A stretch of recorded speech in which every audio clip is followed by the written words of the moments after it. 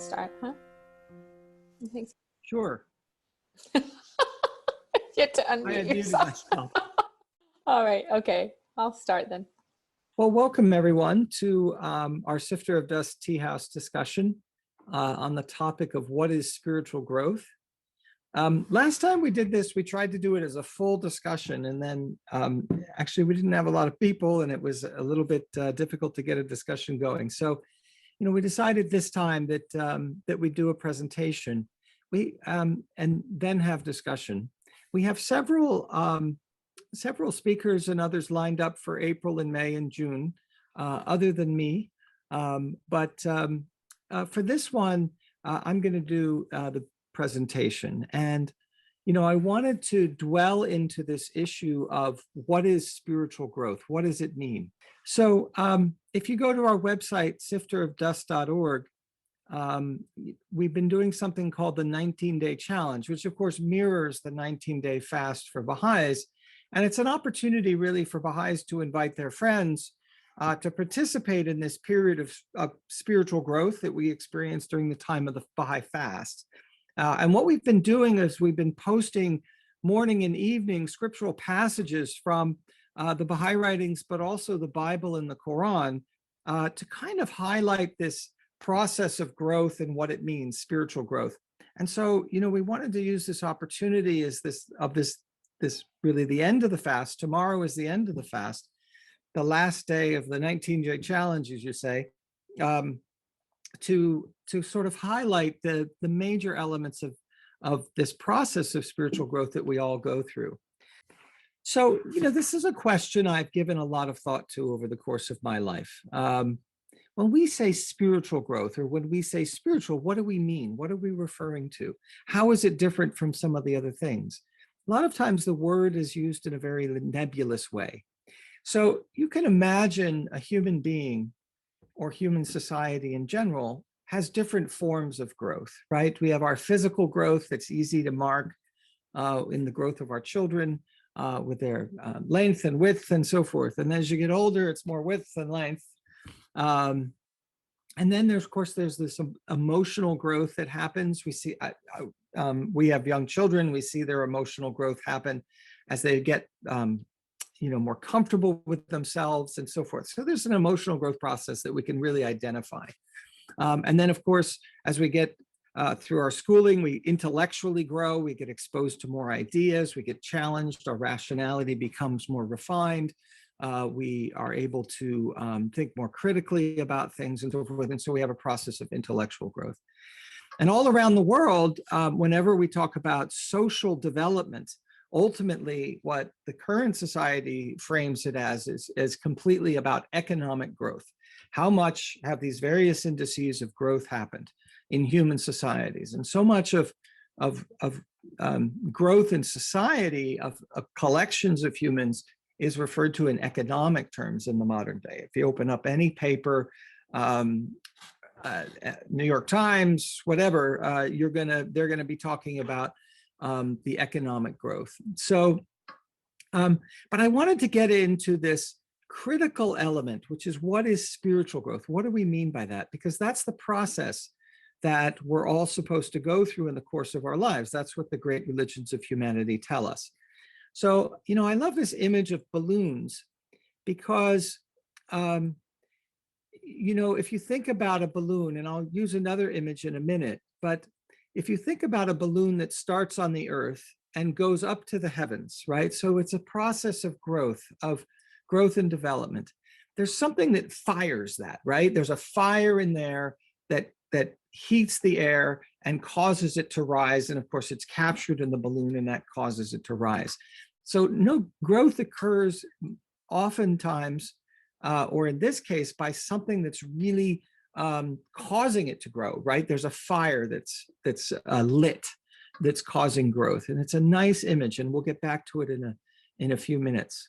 So if you're not familiar with religion, or if you've grown up with religion and you've heard the terms, there are all these terms that really have to do with spiritual growth, either as a society or as an individual. And I just put a few of them on the slide. There's this idea of God, for instance. What does that mean? How do we experience God as human beings? And what does it mean when we get closer to God? What is salvation? What is paradise? What is hell? What is the love of God? What is detachment? How does love fit into this whole process? So these are the kinds of questions. This is I would say, the language of religion, but all of these terms have specific meanings within the context of religion. And they can be very meaningful to understand them and appreciate them as you go through this process of spiritual growth. So I think the most fundamental idea to understand is something that you might refer to as the world. And you'll see this in the Baha'i writings, certainly, but in other scriptures that refer to the world in a negative sense. So what they're not referring to is the world as we experience it in a negative way. I mean, the world we experience can be enriching and beautiful and so forth, but there's a negative aspect of it too. And that also is part of what we experience. So that negative aspect of the world is usually what's referred to in religion as the world. And that is this place of ego, of competition, conflict. There's a sense that the world, as opposed to other terms like paradise or the eternal or other more sublime ideas, that the world is a place of that's transient, it's fleeting, it's hollow, it doesn't have any substance, right? And that people who are engaged in the world have an excessive attachment to ego and the things that feed that ego, like money, things, titles. The great scriptures of humanity refer to it as a place of suffering and loss, right? It's a place of difficulty, like the great Buddha, for instance, said, the four noble truths. The first noble truth is that the world is suffering, that everybody is suffering. And the reason is everybody's attached to the world. They're attached to the transient, fleeting nature of the world. And the way to get out of that is to go to the aspect of the world that is eternal, that is enriching, and so forth. So the other thing that's very apparent in the Baha'i writings is that the world is unreal. This place of ego, competition, conflict, excessive attachment to transient things, things that have no substance, that it's actually not reality. And in a very beautiful passage, very striking line, ever since I've been a young Baha'i, I was very struck by it. Baha'u'llah says, the world is but a show, vain and empty, bearing the mere semblance of reality. So he says that the world of what flashes before our eyes often only bears the mere semblance of what is the deeper reality that humans are created to get in touch with. So, a couple of years back, it was before COVID, my wife and I went to Times Square, and we got caught in traffic. As you go through Times Square in the car, it's often very slow. And it was a busy Saturday night. And we were there right in the middle of it. And so you were able to look around. And of course, there are screens everywhere. They're all up there, all over, plastered on every building. And they're all flashing advertisements of various forms, right? And so I was very struck. And there are people all around us were taking selfies, and you could see they were from all different countries. They're all different parts of the world. They were all taking selfies in this really just, remarkably sort of consumeristic environment. And it was just very striking. And to me, it was in some ways the epitome of the world, the transientness, the lack of depth, the lack of this attachment to this fleeting images that occur. There's a line in the Quran which is sometimes referenced in discussions of this, where the Prophet Muhammad reveals that we should be like men who neither traffic nor merchandise can divert them from the remembrance of God, nor from the regular prayer or the practice of charity. Their only fear is the day when hearts and eyes will be transformed in a world wholly new. but this idea of this distraction that occurs through traffic and merchandise. So, which is obviously Times Square in its essence. So there's a wonderful story told by Baha'u'llah in a tablet written to one of the men who imprisoned him and his family in the prison of Akka. And this man was a prime minister in the Ottoman Empire. And Baha'u'llah had passed through, in his exiles, passed through what is now Istanbul. At that time, it was known as Constantinople, and that was the capital of the Ottoman Empire. And that was the center of activity and so forth. And so, as he passed through there and spent a few months, he was asked, given the opportunity to meet with the prime minister and these others. And he had no interest in doing that, because a lot of what was happening in that society is that people were meeting with prime ministers and others to try to get favor. If you do something for me, I'll do something for you, and so forth. And Baha'u'llah, of course, being the manifestation of God, had no interest in that. He had a message to deliver to humanity. And so he was quickly actually exiled from Constantinople when they realized that they couldn't use him to their advantage. So in any case, Baha'u'llah wrote a tablet back to the prime minister. And in that, he tells this wonderful story of a puppet show that he had seen when he was a child. And in this puppet show, it was his brother's wedding, actually. And it was part of the festivities of the wedding that they had hired this man to come and give a puppet show. And in the puppet show, there was a king and there were soldiers and there was this royal court. And they played out this play involving these various figures in a kingly court, similar to what Baha'u'llah was experiencing and what was going on in Constantinople at that time. And Baha'u'llah tells them that at the end of the display, as they were leaving, Baha'u'llah saw this man walking away carrying a box. And he asked him, what is in the box? And what was the nature of the display, the puppet show?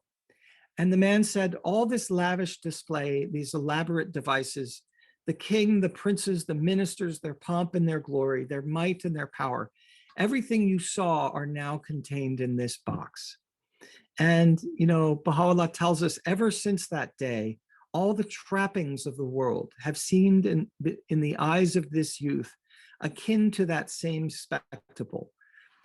They have never been, nor will they ever be, of any weight and consequence, be it to the extent of a grain of mustard seed.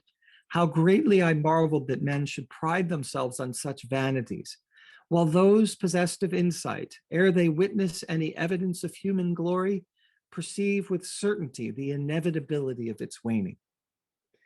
So, Baha'u'llah in this tablet and in many other places throughout his absolutely majestic writings tells us that human beings are not meant to be attached to these things, that it is transcending the world, if you will, this world of spectacle, of ego and of attachment, of wanting people to do things for you so you could do them. It's in transcending that we find our true humanity.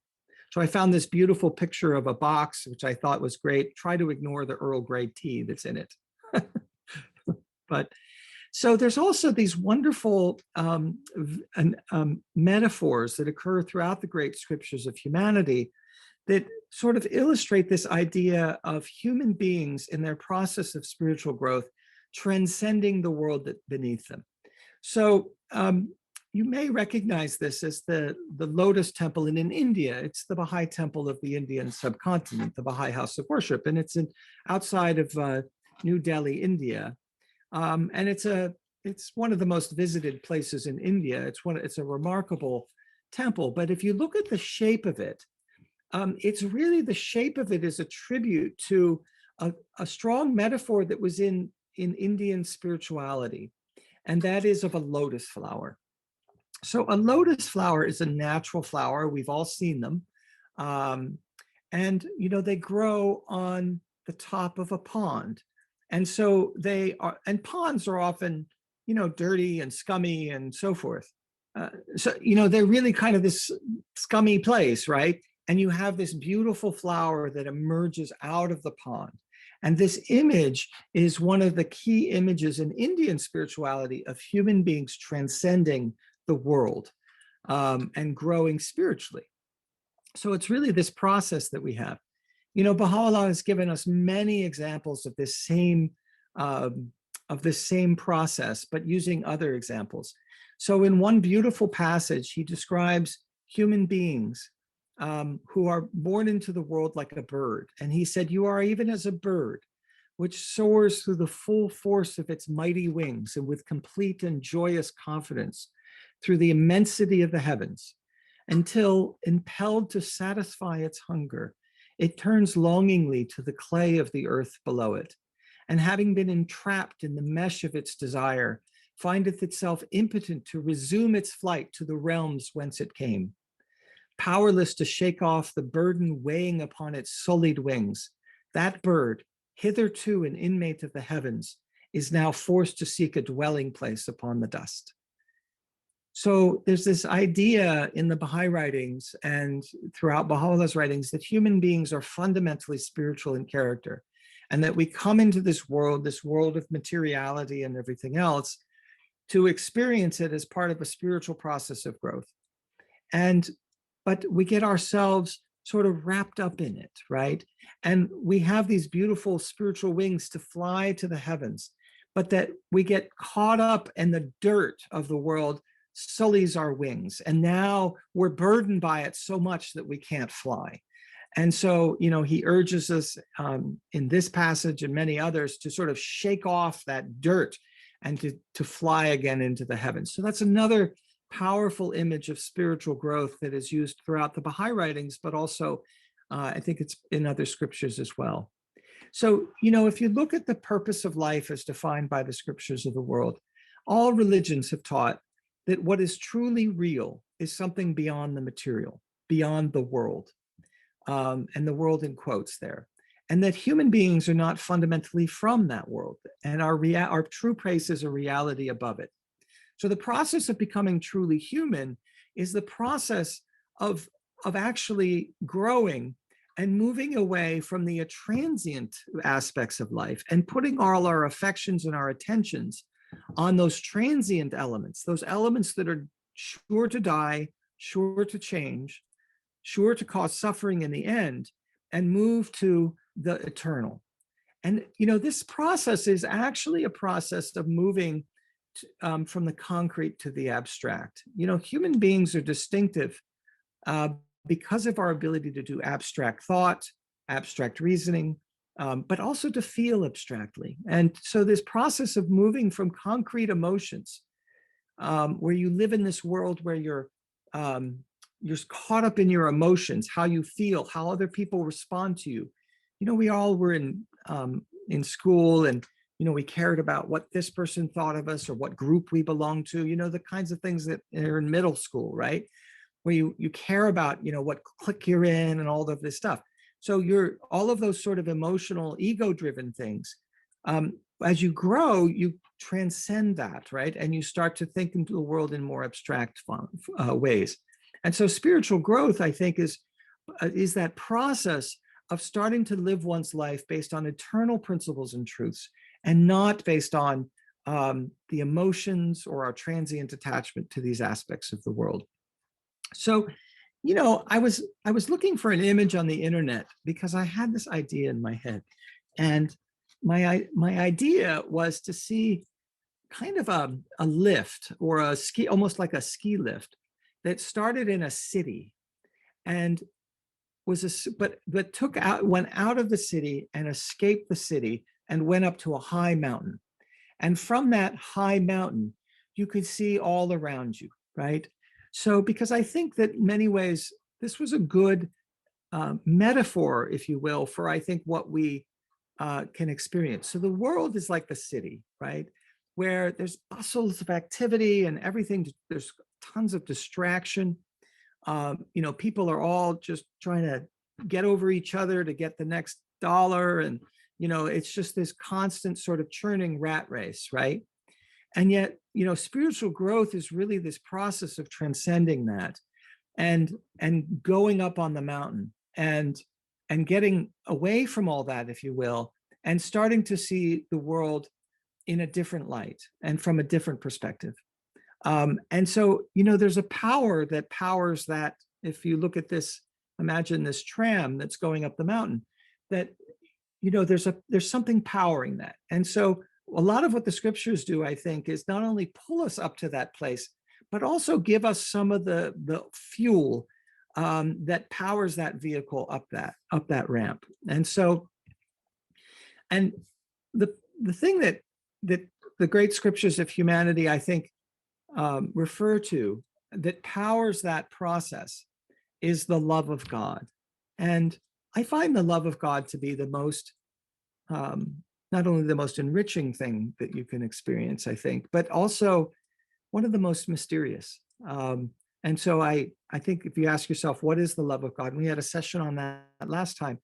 And I don't know how far we've gotten, because there's a fundamental aspect of our humanity that that natively is attracted to things that are right and good and true. And the transcendent aspect of everything that is right and good and true is the love of God, I think. That's how I think about it. So in a wonderful passage, Baha'u'llah says, for every one of you, his paramount duty is to choose for himself that on which no other may infringe, and none usurp from him. Such a thing, and to this the Almighty is my witness, is the love of God, could you but perceive it. Build ye for yourselves such houses that the rain and floods can never destroy, which shall protect you from the changes and chances of this world. So there's this idea, and it's very strong throughout the scriptures, particularly the Baha'i writings, that as you develop your love for God, as you develop your spirituality, you become more independent, you become more protected. You're no longer vulnerable to all those aspects of the world that other people are vulnerable to, all the difficulties, all the emotions, all the ego attachments, and that you really build your house on a foundation.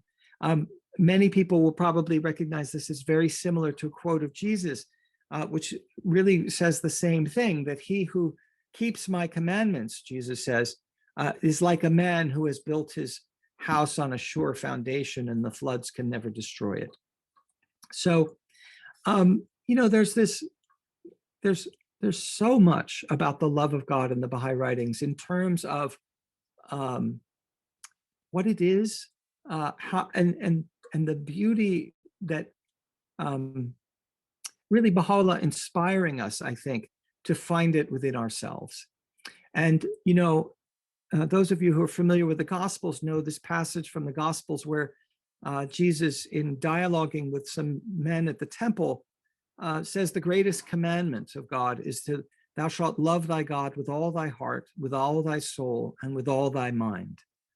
And, I heard a talk of Dr. Martin Luther King reflecting on this, and he made a point that it's not just the heart, it's not just the soul, but it's loving with all your mind as well. And so it's really the totality of you that comes to love God. Baha'u'llah talks about this in many passages. This was a one from the Seven Valleys, some of you may be familiar with. Baha'u'llah describes what happens when a person really falls in love with God. He says, for when the true lover and the devoted friend reaches the presence of the beloved, the radiant beauty of the loved one and the fire of the lover's heart will kindle a blaze and burn away all veils and wrappings. Yea, all that he hath, from marrow to skin, will be set aflame, so that nothing will remain save the friend. This is the kind of love that one feels when one really truly develops the love of God. And that love is like the fuel that fuels that tram up the mountain. This has been my experience, I think, and I think it's the experience of many people of this spiritual relationship, which is so rich and beautiful that one can have. So there's a lovely passage, and this is another metaphor. There's so many beautiful metaphors in the Baha'i writings, but One of these beautiful metaphors is that, and this is one, unfortunately, that we probably all may not be as familiar with, and future generations will really need to be described to. But some of us grew up in the days where there were oil lamps in our house. You know, my grandmother's house had an oil lamp in it. And so an oil lamp had oil in it, and there was a wick that stood up, and then you would light the lamp, and of course it was protected by glass, right, around it. And so, you know, in this beautiful passage, Baha'u'llah gives another example based on the idea of an oil lamp. He says, "Let the flame of the love of God burn brightly within your radiant hearts. Feed it with the oil of divine guidance and protect it within the shelter of your constancy. Guard it within the globe of trust and detachment from all else but God." So I just want to dig into this metaphor a bit. You know, so Baha'u'llah says, let the flame of the love of God burn brightly within your radiant hearts. And, you know, he says radiant hearts. He just really talks about this process of loving God should cause us to be joyful, right? It's not dour, it's not sad, it's not anything. It's radiance and joy. And you feed it with the oil of divine guidance, which I take to mean that you feed it with the beauty of the scriptures that come from the revelations of God, that you protect that within the shelter of your constancy, meaning your consistency, right? And then you guard that, you guard it within the globe of trust. So there's a faith element and detachment from all else but God. This pulling yourself away from all else but God. So it's a very rich and beautiful line. It's just so simple line. We could spend the next hour just simply talking about that one line and how beautiful it is and what the meanings of each of those elements are. And that's kind of what we're doing, is feeding it with the oil of divine guidance, because this is divine guidance. And you sort of, if you read these passages, you start to ask, well, what does that mean? And what does that mean? And as you're asking those questions of what does it mean, you're asking yourself, what does it mean within you? You're looking within you to try and understand what these words mean. And in that process, you're finding parts of yourself that become part of you moving forward. So that's I think one of the beautiful processes that people go to when they're exposed to the great scriptures of humanity.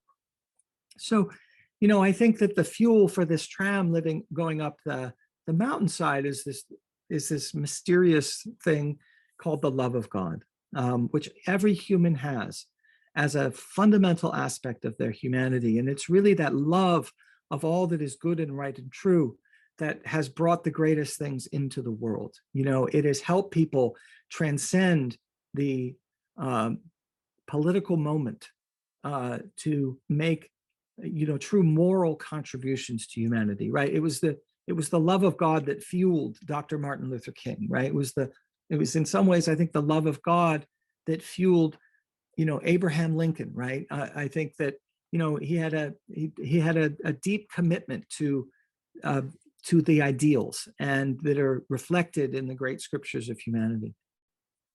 So, you know, one of the wonderful things that Baha'u'llah also does in his writings is really sort of with vivid imagery, give us a better sense of what it feels like when you reach that mountain.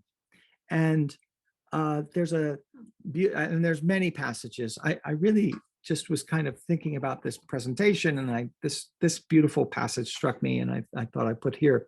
But there are many. And, you know, speaking with the voice of God, Baha'u'llah says, "O my servants, could you apprehend with what wonders of my munificence and bounty I have willed to entrust your souls? You would of a truth rid yourselves of all attachment to all created things, and would gain a true knowledge of your own selves, a knowledge which is the same as the comprehension of mine own being. You would find yourselves independent of all else but me, and would perceive with your inner and outer eye, and as manifest as the revelation of my effulgent name, the seas of my loving kindness and bounty moving within you."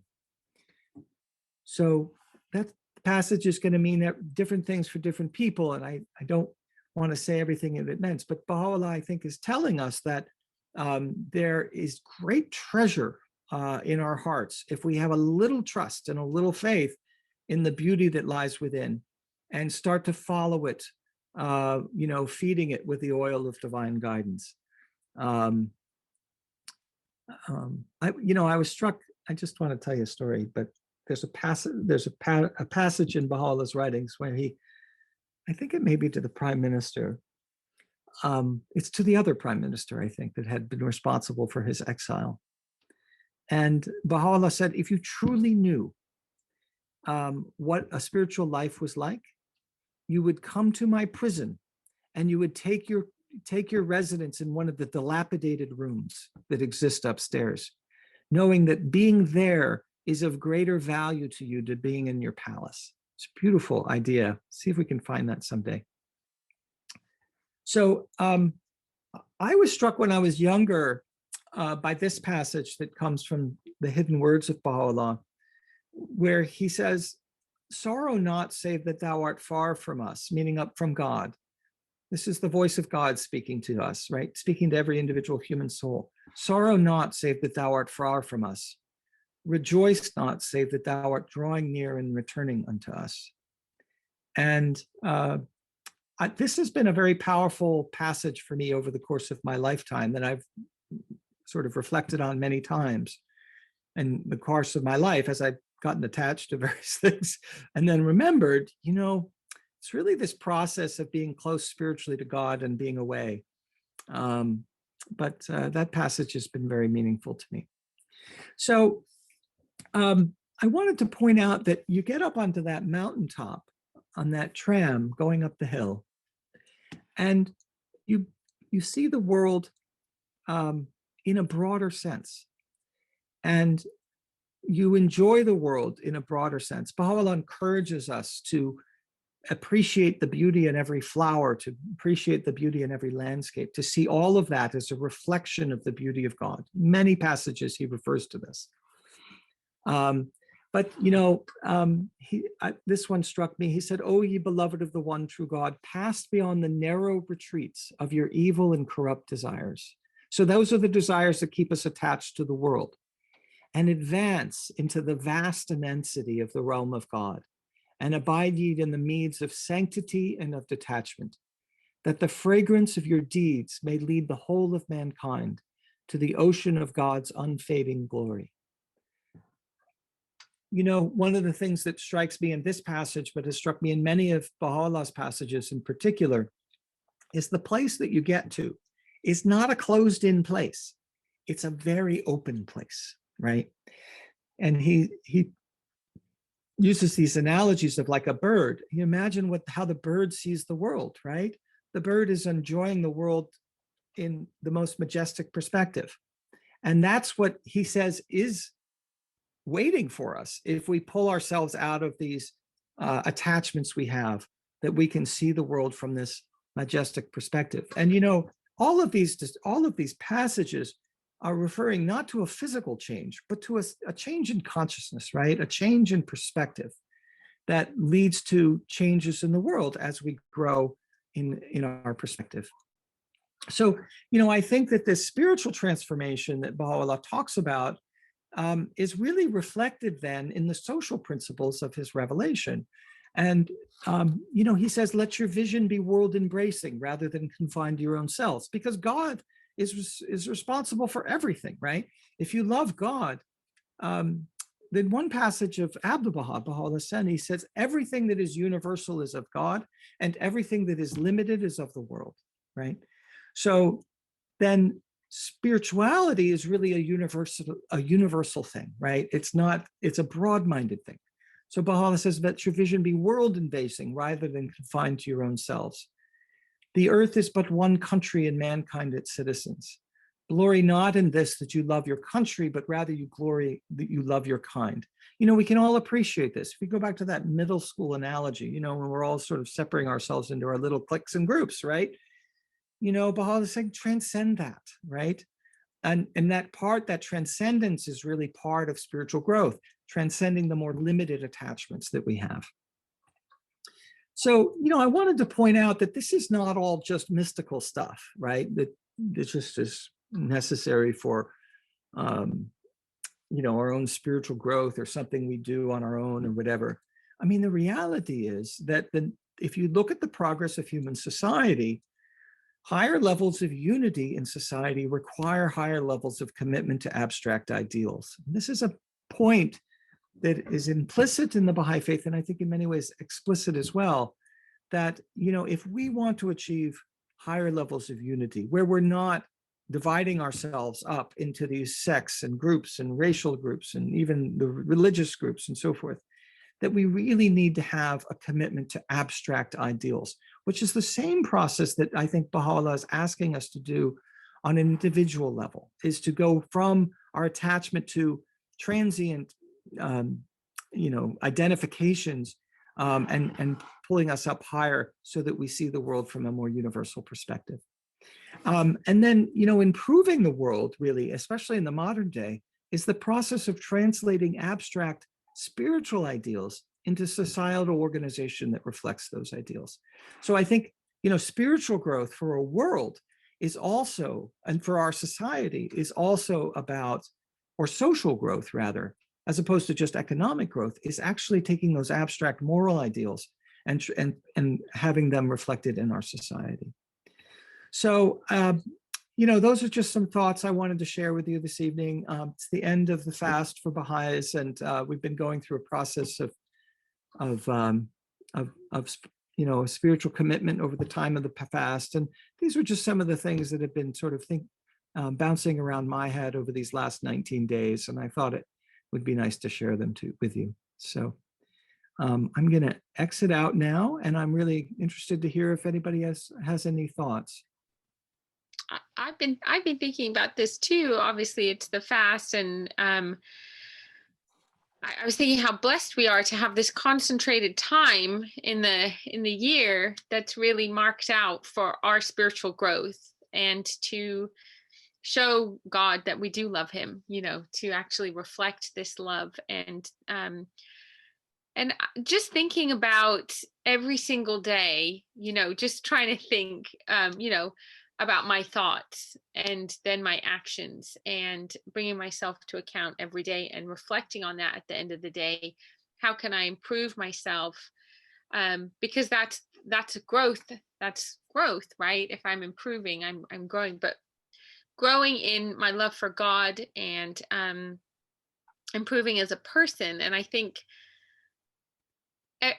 anything you read in the writings will bring you closer to God and closer to that spiritual growth. I mean, I have this book here. It's called Nearness to God, and it's like daily writings. It has two, one for the morning, one for the afternoon. And every time I read one, it's like, wow, oh, that's so amazing. That's so beautiful. I'm going to keep that with me. I want to remember that, and it's everything that's written is for our own nurturing our soul and causing us to grow closer to God. Being kind to others. I mean, having that love for everybody. We're showing love for God when we do that. So I don't know. I'm really grateful for this time of year to really, like I said, have a concentrated period where it's kind of carved out for us, like really focus at this specific time on your, growing closer to God. So thank you. This is actually a lot of these quotes it's a good reminder too. My wife, Charlotte, is an excellent faster, I want to say. What? Kendall? I wake up late, scramble downstairs, hair going every direction. 20 minutes to go. She's been up for an hour, sitting there reading prayers. It's the funnest thing. And I scramble and get some coffee in me and sit down and say some prayers and be with her. But she's really good. She does it much better than I do. Thanks. Yeah. Anyway. Well, I'd like to share something. Good thing I talked a long time. Does anybody have any thoughts? How about those quotes? Did any of those quotes strike you? I can unmute. You guys are muted right now, so I can unmute any of you guys. I'm muting you all. So we don't care about dogs barking and children screaming. That's what our house is all about. Oh, okay. I'm sorry that I came late, but I really enjoyed the portion that I did get. Thanks, And I'll Dan. try to pick it up again and start you from the beginning. Yeah, But this is such an amazing concept because so many people are still so unaware of the fact that life is more important than just the time you spend here on this earth. yeah, And they miss the whole purpose. And that's such a sadness, yeah, which is why, the writings of Baha'u'llah, are so imbued with how we should love one another, yeah. and how we should strive for unity to bring up that awareness that, there's more to life than, getting up on time and getting your fast Yeah. breakfast before, the sun comes up, and not being anxious. Like my fast hasn't broken here yet. And it won't, well, I guess it has. It's 7:16 now here, my time. Oh, So it's just broken, but I'm not running, to the refrigerator to try to pull out dinner and heat it up. It's not that important. right. Being with you is, and saying the prayers are, Yeah, and that is something that's taken a while. yeah, yeah. I think it comes also with time. You change, you grow with time, don't you? Just with age, you grow and get a better perspective with time. Well, Uh, you're at a different point in the mountain. Let's put it that way. yeah, When you get older, yeah. and And I had a history when I was very young. I was still in my 20s. I had brain tumors, oh you know, my, 2 surgeries and radiation treatment, and had my daughter in between the brain tumor surgery. So she's my little gift from heaven, because medically I should have never gotten even pregnant, but from a very early age, every morning when the sun comes up, I am imbued with thank you. You gave me another day. yeah, So I need to make sure that I give you back something with the day that you gave me, yeah, because it's really a gift. yeah, And I don't think we all necessarily appreciate the gift of the day of life and what we do with it. yeah, yeah, Not just me, me, me. It yeah, should be directed to you and helping. Yeah. yeah. You know, a few years ago, I started to read the writings of Baha'u'llah a lot more intensely, um, and seriously, and thinking about their meanings, I guess, more deeply. And that was, one of the things that really struck me was the point you just made, Diane, that this encouragement of us to see the world as being, a gift in many ways, and just to really appreciate it. Um, Abdu'l Baha was asked how whether he suffered in prison, and he said prison was nothing. It wasn't a problem for me at all. He said, the biggest prison is the prison of self, being confined within your own self. um, and it has helped me really to, I think, appreciate the nature of the world. I really do see, I do, it's brought back a sense of wonder, I think. Just going, when we go for walks with our dogs along a beautiful creek, and it's a spiritual experience now. It's such an amazing classroom. Yeah, Talk about beautiful decorations. You talked about the trees, the grass, the sky, the clouds. It's just amazing. And there's so many things to learn. And the fact that science and, religion are in harmony. It's yeah, not, you know, indirectly or directly, unearths spiritual facts. And it still tickles my sense of humor as a teacher, a science teacher. I'm not working right now, but the smallest particle in matter, what has it been dubbed? It's been dubbed love. Isn't yeah, that interesting? yeah. Love makes the world go round. The smallest little teeny tiny particle is love. It's Yeah. not money, No, and no, it's absolutely. that's a different concept. You know, and it's kind of interesting when you go through the tree of life and you go through the kingdoms, the qualities in each one of those kingdoms, which as humans, we have managed to acquire all of them. But, minerals, they break down stuff, rocks don't stay rocks Yeah. forever. And Yeah. then, plants, what do plants do? Well, they assimilate those minerals and they make themselves grow. That's pretty astounding. I Not know. to mention that the plants are the only ones, God must love green because he painted the earth green, that can manage to take that direct sunlight and turn it into energy and food and store it. So the animals can come by and eat them and continue to grow, and have the senses, and instinct. And we get all of those. Plus, we get that extra treasure of having a soul. And it takes us a long time to realize that. Yeah. Not everybody has the bounty of, having parents or grandparents that, are still in touch with their spiritual nature. Mm. My grandmother was a Polish peasant, God bless her heart, never went to school. At 5 years old, she was, sent off to Germany to work in the fields to help, bring money home. And she said, going, God is in everything. Everything has a sign of God in him. And that Wow. was, wait, I was like maybe 4 or 5, and that still stuck in my head. And when I read Baha'u'llah's writings about, how there's a token of God in everything, I went, whoa, Yeah. there's all these wonderful spiritual truths. If we're not so hung up in the material world, the education, I think, and the enlightenment and the love of God comes much easier.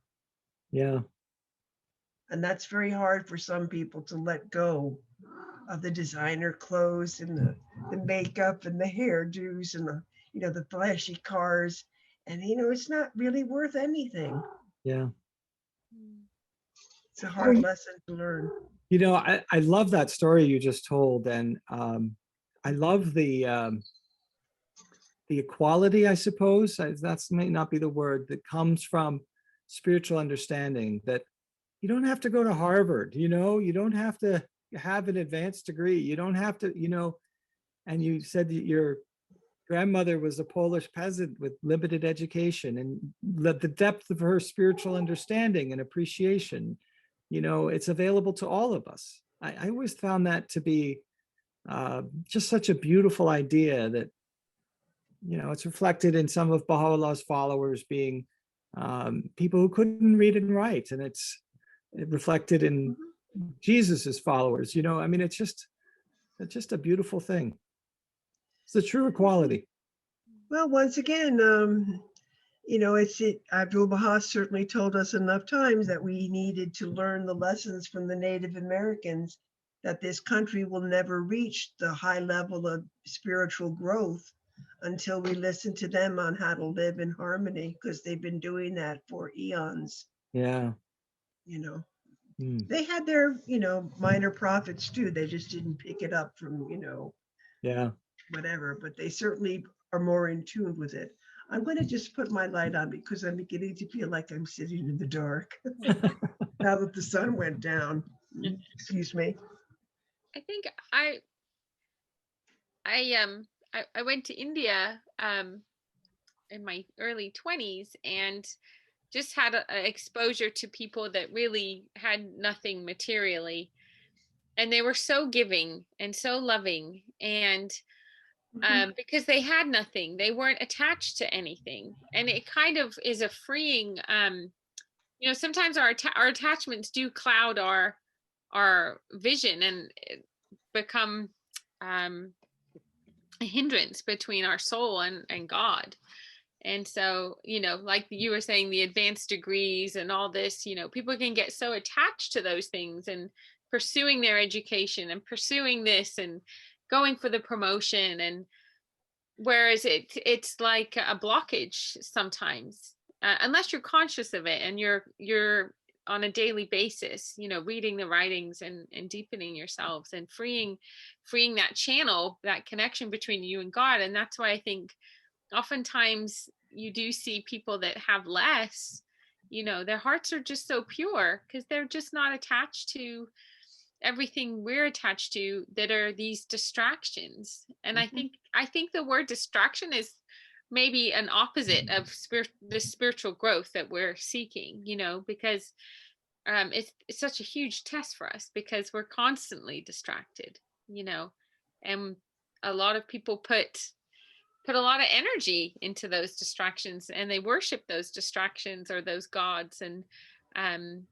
but this is our test in life, you know, to free ourselves from that and to really focus on what's important, and that's our love for God and serving him, and you know, and this spiritual growth that we've been focusing on. The hidden word, you know, with fire we test the gold, and with gold we test the man. You know, I think that's very important. You know, one of the images I didn't put in the presentation, but I was thinking of doing was the idea of death. And one of the ways to kind of separate out what's real and what's not is to think about death. I mean, what aspect of you is going to go with you when you die, right? It's nothing that you own. It's not your physical body, certainly. It's not your gender, right? It's not anything about your color of your skin or nothing about that. But what will go with you is, you know, how well you've developed your mind, how well you've developed your spirit. Those things will all transcend death. That's what we're told. So that's what you take with you. So that's what's important. And that's how we should see the world. I think I always found that to be sort of a good way of thinking about it, to separate out those things that are transient from those things that are eternal. You know, what aspect of me is going to go on? Yeah, that's just something I thought about. Well, John Hatcher was very good with writing about, you know, most of the time, not always, but most of the time, you know, death comes to people who have aged a lot. Yeah. You know, and with age, you know, you're not as pretty as you once were, and you got aches and pains, and, you know, things just weren't working. And, you know, why? And it's because this is one way God's showing you and giving you his loving kindness, because you become less attached to the physical world and the physical essence, you know, and you become more attached to, oh dear, I hope I'll get to heaven, you know, and you start turning inwards. You know, I don't know. I think I was very, very fortunate. I had a vision the night my mother died. I had been in prayers, and I went to sleep, and I had this wonderful dream. And my mother was younger, and she was following a path in a garden. And there was a lady, you know, sitting on a bench, and she had a gorgeous crown on. And she said, come, Manya, Manya. That's Mary in Polish. Yeah. And my mother ran over to her and said, Mama, Mama. And it was my grandmother. And she said, I am so happy you're home. And she reached around the other side of her and said, here is your crown. And, you know, it was sparkling with all of these gems. And my mother said, oh, no, that can't be mine. And she goes, yes, you learned, and you earned all of these virtues. They are your gems. They come with you. Come, let us go. And they both got up and walked farther down the path. So at that younger age, you know, it became very important for me to teach my child, my little gift from heaven here, that, you know, you have to have spiritual virtues. You need to work on getting all of those things, truthfulness, courtesy. It still blows my mind reading the passage where Baha'u'llah says, you know, he wishes he was more courteous. Yeah. You know, the king of virtues. I'm going, okay, a messenger of God wants to be more courteous. That means that I really need to learn my manners here. You know, just amazing. But those are the treasures that we take with us when you say, you know, what do we do? These are things that develop our spirituality. And they're things that sometimes we have to be conscious of it, and we have to practice. It's so easy to lie. You know, white lies. There's no such thing as a white lie. A lie is a lie. And we have to, truthfulness is the foundation of all virtues. And if we're not truthful, the house isn't going to be sturdy. The flood's going to come and wash it away. Yeah.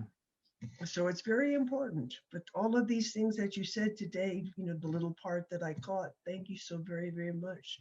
I appreciate it. Well, thank you, Diane. Thank you for offering your thoughts. I really, I always enjoy listening to everything you say, and it's wonderful. And Diane, these are also recorded too. So once they're edited, they'll be put on the website. And so you can go back and listen from the beginning. I don't want to hear myself talk, but I know I talk too much. I think it's because I'm so isolated. It's just me and the gray cat you see popping around. But forgive me for that. No. Oh, it's wonderful. It's absolutely wonderful. When we wanted to have spiritual conversation in these sessions. That's what this to be about, and invite our friends and engage in spiritual conversation. So that's wonderful. So we're going to be starting up again in April. We'll take a couple week break here. And then we'll be starting up in April. We have other speakers planned. Charlotte's been working very hard on getting different speakers to come and offer their thoughts. So they'll be doing that. And, these sessions are all about, we're doing short presentations so that we can have a lot of time for discussion, sort of 20 minutes of presentation, 40 minutes of discussion. We try to keep it very focused on the Baha'i writings. And please invite your friends, even if they don't want us to join live, that's fine. Although we really welcome everybody's viewpoints. Encourage them to go onto the website. You can download the videos, you can watch the videos, you can sign up for the podcast and listen to the spiritual conversation. Everything that Sifter of Dust is about, it's really a big fireside. We're just trying to really